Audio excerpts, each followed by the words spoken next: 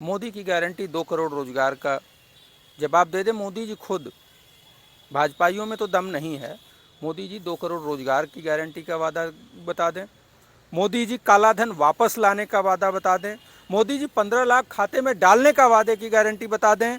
मोदी जी पे तो उनकी पत्नी जसोदा बेन को गारंटी नहीं है, भरोसा नहीं है। देश की जनता को क्या भरोसा होगा।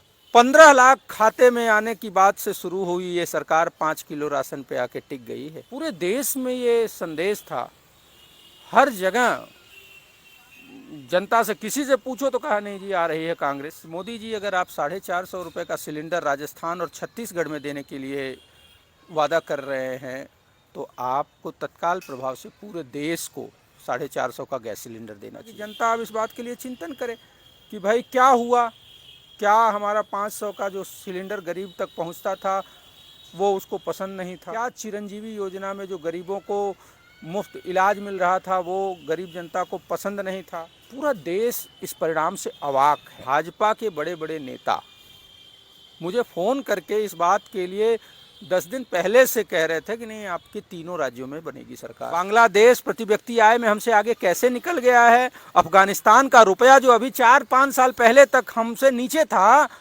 अब हमारे ₹1.25 के बराबर अफगानिस्तान का 1 रुपया हो गया है। तो मोदी जी सेमीफाइनल जीत गए, फाइनल हारेंगे।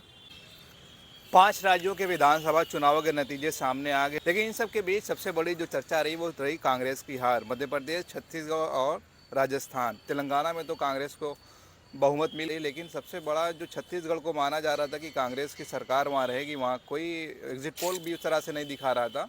लेकिन कांग्रेस का 2 राज्यों से सफाया हो गया और मध्य प्रदेश में जहाँ 163 सीटें बीजेपी को मिली हैं, कहीं ना कहीं कहा जा रहा है कि कांग्रेस के अंदर की गुटबाजी और कमलनाथ का गुरूर कांग्रेस को लो डूबा। तो हम इन सब चीज़ों पे बातचीत करने के लिए, चर्चा करने के लिए बनारस में मौजूद है और हमारे साथ कांग्रेस पार्टी के वरिष्ठ नेता वैभव कुमार त्रिपाठी जी मौजूद हैं। उनसे हम बातचीत करेंगे और जानेंगे कि वो पूरे चुनावों के नतीजों को कैसे देखते हैं और क्या कारण रहा जिसकी वजह से कांग्रेस चुनाव हारी। सर बहुत बहुत स्वागत है आपका।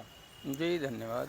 आप इन 5 राज्यों में जो 3 राज्यों में कांग्रेस की हार हुई है, आप इसको कैसे देखते हैं, क्या वजह आपके हिसाब से रही? देखिए जनादेश है और जनता ने जो आदेश दिया है उस जनादेश को हम सिरोधार्य करते हैं और हार स्वीकार करते हैं। तेलंगाना के लोगों ने जो हमारी योजनाओं पर विश्वास जताया है उनका हम आभार प्रकट करते हैं, धन्यवाद देते हैं। लेकिन कांग्रेस हमेशा ही गरीबों के हित की बात करने वाली पार्टी रही है और कांग्रेस ने देश का निर्माण किया है। इस 10 साल के नरेंद्र मोदी के सरकार में प्रचंड महंगाई है, बेरोजगारी है, भ्रष्टाचार चरम पे है। इन सब के पहिए के बीच जो गरीब जनता पिस रही है उसमें राहत देने का काम किया कांग्रेस की सरकार ने।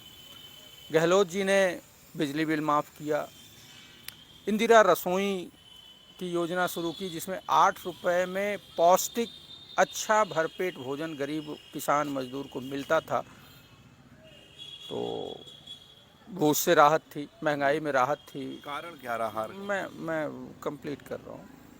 किसानों के लिए बिजली मुफ्त दी, चिरंजीवी योजना जिसमें 25 लाख तक का गरीबों का मुफ्त इलाज होना था और बेहतरीन इलाज होना था। इस बात के लिए जो अमीर लोग थे, कुछ कॉरपोरेट जो हॉस्पिटल में थे, उन्होंने बड़ा विरोध भी किया, लेकिन सरकार ने कहा कि नहीं जी हमको गरीबों को उनका हक देना है, ये हमारा लक्ष्य है और हम उसको करेंगे। अशोक गहलोत सरकार ने 500 रुपये का गरीबों को सिलेंडर देने की बात की और 500 रुपये के गरीबों को सिलेंडर मिल रहा था। तो ये सारी जो चीज़ें थीं ये गरीबों को इस महंगाई में, बेरोजगारी में राहत देने वाली बात थी। हाँ, जनता चुनाव में हार जीत एक अलग पर्सपेक्टिव है, तो भाई हार हुई है तो हम हार स्वीकार करते हैं, लेकिन वहाँ की जनता अब इस बात के लिए चिंतन करे कि भाई क्या हुआ, क्या हमारा 500 का जो सिलेंडर गरीब तक पहुँचता था वो उसको पसंद नहीं था। क्या चिरंजीवी योजना में जो गरीबों को मुफ्त इलाज मिल रहा था वो गरीब जनता को पसंद नहीं था। क्या इंदिरा रसोई में जो मात्र 8 रुपये में भर पेट पौष्टिक भोजन गरीबों को, मजदूरों को, किसानों को, छात्रों को, युवाओं को मिल रहा था वो पसंद नहीं था।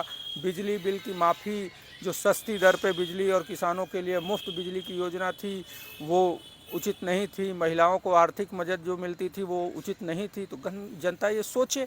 लेकिन एक बात और मैं कल से देख रहा हूँ, बहुत हलचल है, बहुत सारे लोगों का मुझे फ़ोन भी आया। पूरा देश इस परिणाम से अवाक है। आप भी कई राज्यों में जाके कवर किए इस चुनाव को। आप भी मुझे लगता है कन्विंस रहे होंगे कि मध्य प्रदेश में सरकार बदल रही है और राजस्थान, छत्तीसगढ़ में सरकार रिपीट हो रही है। पूरे देश में ये संदेश था। हर जगह जनता से, किसी से पूछो तो कहा नहीं जी आ रही है कांग्रेस। लेकिन ऐसा परिणाम आया तो वो लोगों को संशय में डाल दिया है। राजस्थान में लगभग 40 ऐसी सीटें हैं जो लगभग 1500-2000 सीटों वोटों से हम हारे हैं, वो भी है। तो अब इस परिणाम से कांग्रेस, इंडिया गठबंधन और पूरे देश की जनता ये सब सजग होंगे और आगामी लोकसभा चुनाव में फिर से नए तैयारी से एकजुट होकर चुनाव लड़ेंगे। और हम ये उम्मीद करते हैं और हम इसके समीक्षा के बाद वैसे ही कदम उठाएंगे जो आवश्यक कदम हैं, जिससे कि हम 2024 में इस जनविरोधी सरकार को उखाड़ फेंके। एक बात मैं और इसमें ऐड कर दूं, मोदी जी ने राजस्थान की अशोक गहलोत सरकार की योजनाओं को आगे बढ़ाने की बात कही। मोदी जी ने 450 रुपये का सिलेंडर छत्तीसगढ़ और राजस्थान में देने की बात कही। मोदी जी ने पेट्रोल डीजल के दाम की समीक्षा करने की बात कही। तो मैं ये बात कहता हूँ, मोदी जी से ये मांग करता हूँ कि मोदी जी, अगर आप 450 रुपये का सिलेंडर राजस्थान और छत्तीसगढ़ में देने के लिए वादा कर रहे हैं, तो आपको तत्काल प्रभाव से पूरे देश को 450 का गैस सिलेंडर देना चाहिए। तत्काल प्रभाव से पेट्रोल डीजल के दाम की समीक्षा करनी चाहिए। तत्काल प्रभाव से आपको, जो छत्तीसगढ़ में आपने कहा कि 3100 रुपया क्विंटल का हम धान का रेट देंगे, बोनस भी देंगे, तो आपको तत्काल प्रभाव से छत्तीसगढ़ में जो वादा आपने किया है उसको छत्तीसगढ़ को तो दीजिए ही, और आपको पूरे देश में भी धान के जो समर्थन मूल्य को है वो 3200 कर देने की आवश्यकता है। अब ये देखना है, जनता भी इस बात को विचार करेगी कि जो मोदी जी 450 का सिलेंडर छत्तीसगढ़, राजस्थान में देने के लिए कह रहे थे, क्या वो पूरे देश को 450 का गैस सिलेंडर देते हैं। और कहा जा रहा है कि जो ये हार हुई है, कांग्रेस की कहीं ना कहीं अंदर गुटबाजी हुई और मध्य प्रदेश में कमलनाथ का गुरूर बड़ा लोग बात कर रहे हैं कि उनके गुरूर की वजह से हमारे, जब अखिलेश के बारे में पूछा गया तो वो इस तरह बोलते हैं, अखिलेश ज्योतिराज सिंधिया का मैं वीडियो देख रहा था, वो भी कहते भाई सम्मान करना चाहिए, आपकी विचारधारा अलग हो सकती है। एक तो आप इंडिया गठबंधन में भी और इस तरह से बयानबाजी नहीं, देखिए ऐसा है कि ये समीक्षा का विषय है। मैं ये मानता हूँ कि भाषा की शुचिता राजनीति में बनी रहनी चाहिए, लेकिन बहुत लोगों ने कहा है तो मैं उसमें नहीं जाना चाहता। एक बात जान लीजिए, जीत के 100 भतार, हार होती है विधवा, ये परंपरा रही है। कोई व्यक्ति अगर किसी भी तरीके से जीत गया तो लोग उसके 100 बहाने बताते हैं, ये ऐसा हुआ, ये ऐसा हुआ। उसी तरीके से जब किसी की हार हो जाती है तो उसके लिए तो हजारों अवगुण लोग बताने लगते हैं। तो मैं ऐसा कैसे मान लूँ? कहीं ना कहीं वजह तो निकालनी पड़ेगी। नहीं, वो समीक्षा का विषय है और कांग्रेस पार्टी इसके लिए समीक्षा करेगी। और मैंने कहा आपको कि भाषा की शुचिता बहुत आवश्यक है। दूसरी चीज़, गुरूर, ये सब मानव स्वभाव है, किसके अंदर है किसके अंदर नहीं है, मैं उस पर नहीं जाता हूँ। और किसी पे व्यक्तिगत टिप्पणी करने की बजाय मैं ये मानता हूँ कि हम अपनी योजनाओं का, अपनी घोषणाओं को जनता तक उस तरीके से नहीं पहुँचा पाए। प्रचार, मोदी जी 100 रुपये का काम करते हैं, 1000 रुपये प्रचार में खर्च करते हैं। कांग्रेस ऐसा नहीं करती। कांग्रेस ने हमेशा ही गरीबों के लिए 500 रुपये का सिलेंडर दिया, पूरे देश में चर्चा है कि नहीं है। चिरंजीवी योजना की पूरे देश में चर्चा है कि नहीं है। लोग तो शौक में हैं भाई कि चिरंजीवी जैसी योजना चलाने वाली सरकार कैसे हार गई। मामला ये है कि मोदी जी झूठ बोलने के लिए जाने जाते हैं। मोदी जी के चेहरे पे तो चुनाव जीता इन्होंने। नहीं, देखिए ऐसा है कि मोदी जी तो किनारे भी हो गए थे। मोदी जी जब भाई इत्तेफाक से चुनाव परिणाम इधर आ गए तो मोदी जी शाम को आके क्रेडिट लेने लगे। लेकिन सच्चाई ये है कि भाजपा के बड़े बड़े नेता मुझे फ़ोन करके इस बात के लिए 10 दिन पहले से कह रहे थे कि नहीं आपके तीनों राज्यों में बनेगी सरकार। तो ये तो भाजपा के लोग भी अवाक हैं भाई।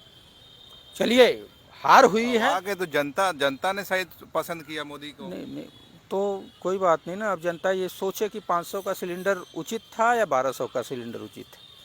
ये पूरे देश के लोग भी तो अवाक हैं। पूरे देश के लोग जो ये बात कह रहे थे कि 500 का सिलेंडर जो कांग्रेस का मॉडल है राजस्थान का, वो उसको पूरे देश में लागू करेगी कांग्रेस, वही मांग तो हम कर रहे हैं कि चलिए भाई ठीक है, हम राजस्थान में हार गए हैं, आप 500 का सिलेंडर पूरे देश में, 450 का आपने वादा किया था, पूरे देश को 450 का सिलेंडर दीजिए। जनता को राहत से यही कांग्रेस अपना जनहित का एजेंडा लेके आगे बढ़ रही है और कांग्रेस उस जनहित के मुद्दे पे ही खड़ी है। हार जीत अपनी जगह है, हम उस हार को भी स्वीकार करते हैं, तेलंगाना को जीत को भी स्वीकार करते हैं, और जो हम विचारधारा की लड़ाई लड़ रहे हैं, जो समता समानता की बात कर रहे हैं, गरीब हित की बात कर रहे हैं, वो हम आज भी कर रहे हैं, कल भी करते रहेंगे। अच्छा, मैं रोकूंगा आपको। मैं देख रहा था कि एक और नया नारा निकल कर आया है, मोदी की गारंटी। कल से खबरों में बड़ा बना हुआ है, आप इसको कैसे देखते हैं? मोदी की गारंटी 2 करोड़ रोजगार का जवाब दे दे मोदी जी खुद। भाजपाइयों में तो दम नहीं है। मोदी जी 2 करोड़ रोजगार की गारंटी का वादा बता दें, मोदी जी काला धन वापस लाने का वादा बता दें, मोदी जी 15 लाख खाते में डालने का वादे की गारंटी बता दें। मोदी जी पे तो उनकी पत्नी जसोदा बेन को गारंटी नहीं है, भरोसा नहीं है। देश की जनता को क्या भरोसा होगा? 5 किलो राशन की गारंटी दी है दोबारा उन्होंने। अब देश की जनता भी इस पर विचार करे, आप भी करिए, मैं भी करता हूं। 15 लाख खाते में आने की बात से शुरू हुई ये सरकार 5 किलो राशन पे आके टिक गई है। और देश की क्या हालत कर दी है मोदी जी ने कि 5 किलो राशन का वादा करना पड़ रहा है। यही विकास है मोदी जी का। मोदी जी का अगर ये विकास है तो 5 किलो राशन क्यों देना पड़ रहा है? बांग्लादेश प्रति व्यक्ति आय में हमसे आगे कैसे निकल गया है? अफगानिस्तान का रुपया जो अभी 4-5 साल पहले तक हमसे नीचे था, अब हमारे ₹1.25 के बराबर अफगानिस्तान का 1 रुपया हो गया है। सोच लीजिए, जिस अफगानिस्तान को हमने आर्थिक मदद देके वहाँ इंफ्रास्ट्रक्चर डेवलप किया, वहाँ का करेंसी हमसे ज़्यादा प्रभावशाली मजबूत हो गया। हम मोदी जी कहा करते थे 2014 चुनाव में कि जिस देश का करेंसी गिरता है उस देश का प्रधानमंत्री गिरा हुआ होता है। मोदी जी उस टाइम 69 रुपये का $1 होता था, आज 83-84 रुपये का $1 है। आप कितने गिरे? जी अच्छा, मैं 1-2 सवाल लास्ट और करूंगा। 2024 का इलेक्शन जो था उसके लिए कहा जा रहा था कि ये 5 राज्यों के चुनाव हैं, सेमीफाइनल है। अब तो रास्ता बीजेपी के लिए साफ है। नहीं नहीं, ऐसा नहीं, मैं ये इसको ऐसे नहीं मानता। देखिए है क्या कि गेम और चुनाव ये दोनों अलग अलग चीज़ें।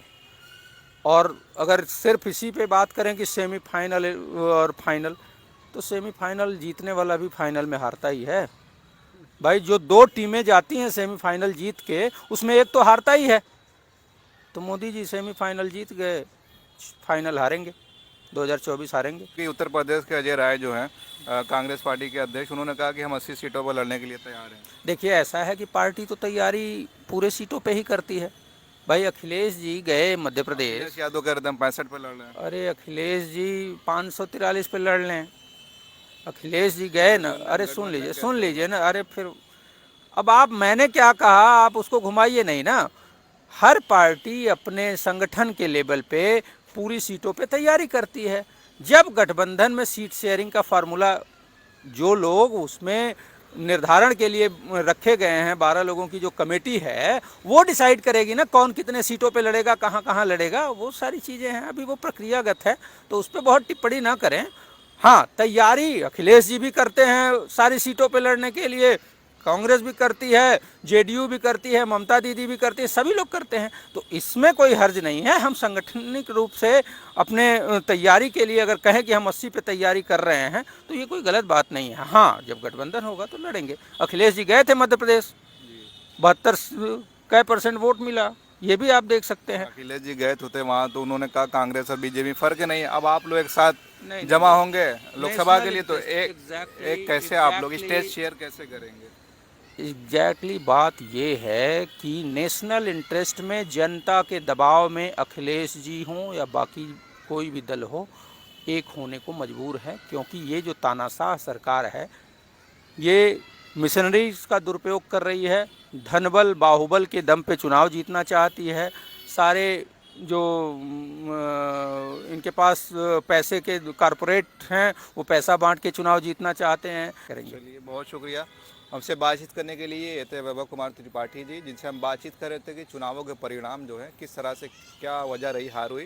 हालांकि इन्होंने बहुत सारे सवालों का जवाब दिया। अब देखना ही होगा कि 2024 को लेकर इंडिया गठबंधन किस तरह से तैयारी करता है। आप देखते रहिए खोज खबरिया। बहुत बहुत शुक्रिया।